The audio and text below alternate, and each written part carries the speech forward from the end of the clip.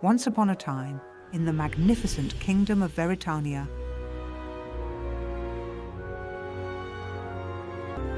a baby princess was born under a sky full of shooting stars.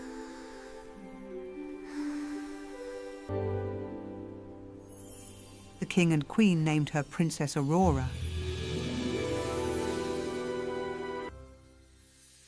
And they celebrated her birth with a grand festival that lasted 7 days and 7 nights. People came from all corners of the kingdom to see the beautiful baby and offer their blessings. On the 7th day, a mysterious old woman arrived at the castle gates. She wore a shimmering silver cloak and carried a staff that glowed with soft golden light.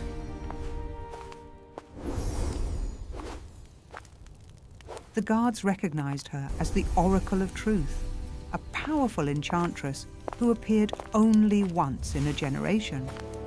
The Oracle approached the baby's cradle and gazed down at Princess Aurora with ancient, knowing eyes. She raised her staff and spoke in a voice that echoed through the great hall.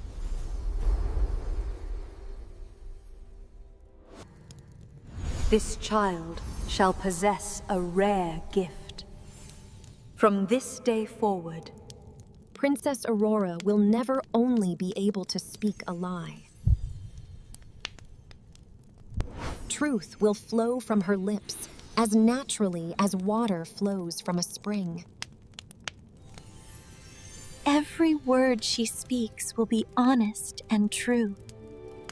The king and queen looked at each other nervously. Was this a blessing or a curse? Before they could ask, the oracle had vanished like morning mist, leaving behind only a faint shimmer of golden light. As Princess Aurora grew older, her parents discovered that the oracle's words were absolutely true. The little princess could not tell even the smallest lie. When the queen asked, Do you like your new dress? Aurora would reply honestly, No, Mama, it's too itchy, and the color makes me look pale. when nobles visited and asked, Isn't our gift wonderful? Not really. We already have 3 just like it. At first, this caused many awkward moments. Visiting dignitaries would leave the castle feeling offended. Courtiers whispered that the princess was rude and had no manners. The king and queen tried to teach Aurora to be more diplomatic, but it was impossible.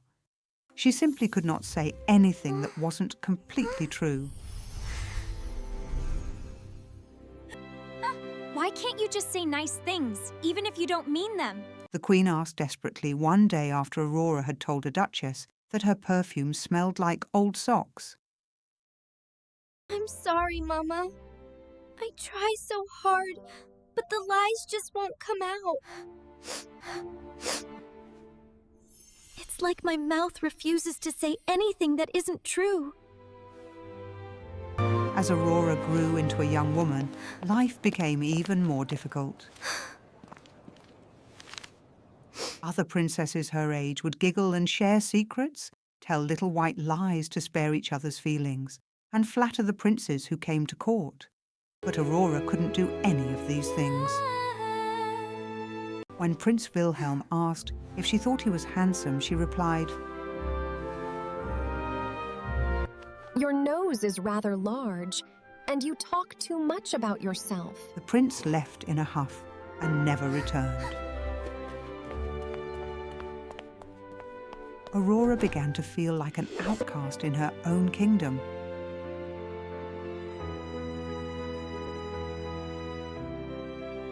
She spent more and more time alone in the castle library, reading books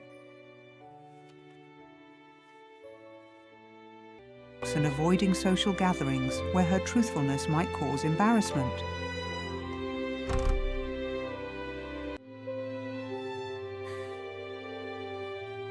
wish the Oracle had never given me this gift.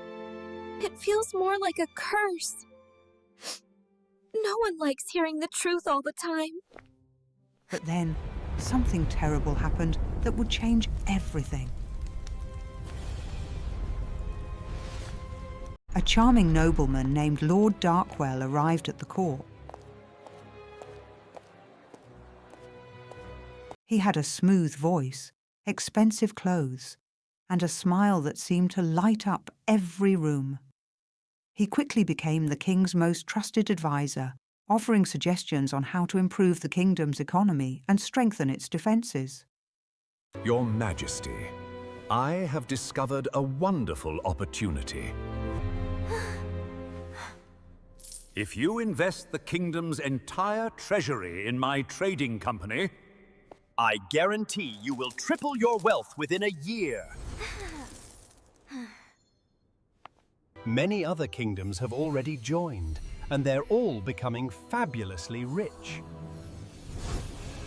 The king was excited. The royal treasury had been struggling, and this seemed like the perfect solution. He prepared to sign the papers that would transfer all of the kingdom's gold, but before the king could sign, Princess Aurora entered the throne room. She had been avoiding Lord Darkwell because something about him made her uncomfortable, though she couldn't explain why. Father, please wait! Don't sign those papers! This is important business. Lord Darkwell has presented us with an incredible opportunity.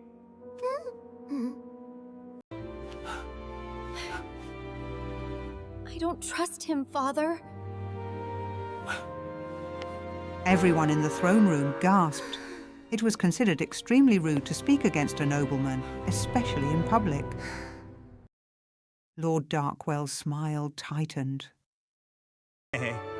Your Highness, surely you don't mean that. You barely know me. That's true. But every time you speak, I notice that you never look people directly in the eyes.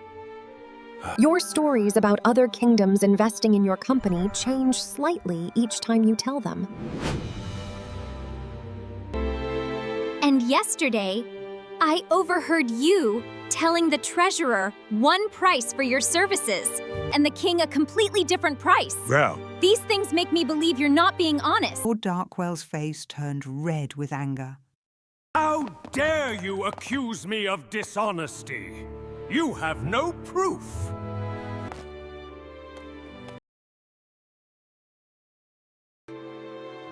You're right, I don't have proof. But I know that everything I've just said is absolutely true. I saw what I saw, and I heard what I heard. And I physically cannot, tell a lie. The king suddenly remembered the oracle's gift. His daughter had never told a lie in her entire life. If she said she had observed these things, then she truly had observed them.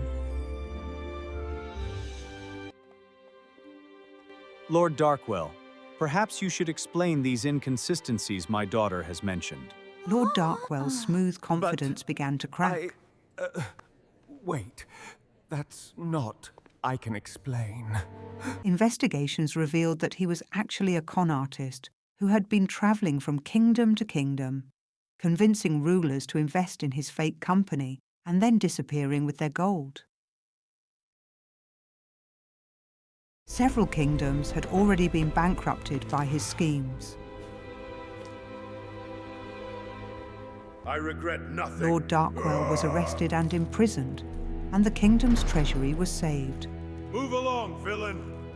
The king and queen finally understood what a precious gift their daughter possessed. News of Princess Aurora's honesty spread throughout the land. People began to realize that someone who always told the truth was exactly what the kingdom needed. Merchants asked Aurora to verify contracts. Judges asked her to witness testimonies. Common Your people Highness, came to the her with harvest was disputes, ruined. knowing The she would same, give them Princess. honest But we assessments. had an agreement. Aurora discovered that while her honesty sometimes made people uncomfortable, it also made her the most trusted person in the entire kingdom. People knew they could always depend on her words. When she gave advice, they followed it. When she made a promise, they believed it. One day, a young prince from a neighboring kingdom came to visit.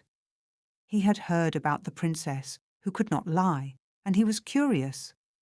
Unlike the other princes, he didn't ask Aurora if he was handsome or impressive. Instead, he asked her about books, about her dreams, and about what she thought was important in life. Aurora answered all his questions with her characteristic honesty.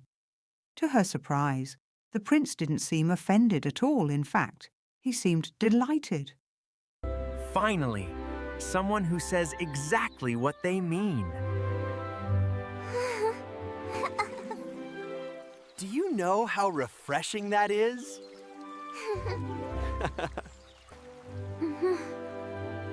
In my kingdom, everyone tells me what they think I want to hear. I never know what anyone truly thinks. But with you, I know exactly where I stand. It's wonderful. For the first time in her life, Aurora realized that her gift wasn't something to be ashamed of.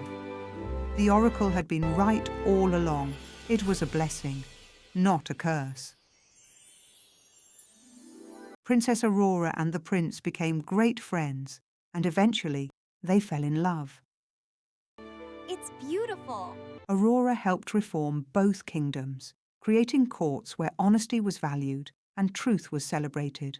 She became known as Aurora the True, and her wisdom was sought by rulers far and wide.